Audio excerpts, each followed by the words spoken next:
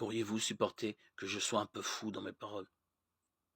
Oui, vous allez le supporter, à cause de mon amour jaloux, qui est l'amour même de Dieu pour vous, car je vous ai fait rencontrer le seul époux. Vous êtes l'épouse vierge et sainte que j'ai présentée au Christ. Mais ne faites pas comme Ève, qui s'est laissée séduire par la ruse du serpent. J'ai bien peur que, de la même façon, votre intelligence des choses ne se corrompt en perdant la simplicité qu'on doit avoir envers le Christ.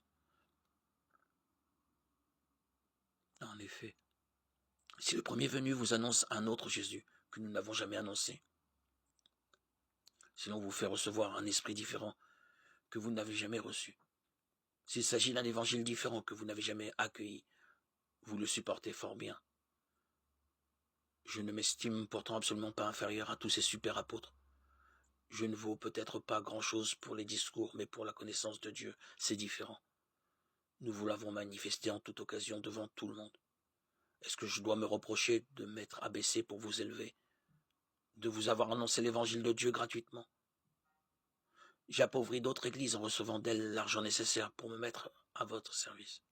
Quand j'étais chez vous et que j'ai été dans le besoin, je n'ai été à charge à personne. En effet, pour m'apporter ce dont j'avais besoin, des frères sont venus de Macédoine. Je me suis bien gardé d'être une charge pour vous, et je m'en garderai toujours.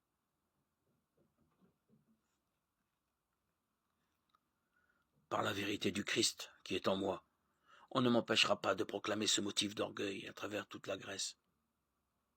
Pourquoi ai-je dit tout cela? Serait-ce parce que je ne vous aime pas? Mais si, et Dieu le sait. Ce que je fais, je le ferai encore, afin d'enlever tout prétexte à ceux qui en cherchent un pour se faire reconnaître comme nos égaux dans les raisons de s'enorgueillir. Ces sortes de gens sont des faux apôtres, des fraudeurs qui se déguisent en apôtres du Christ. Cela n'a rien d'étonnant. Satan lui-même se déguise en ange de lumière.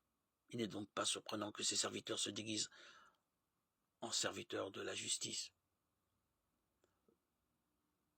Ils auront la fin qui correspond à leur acte. 2 Corinthiens 11, 1, 15.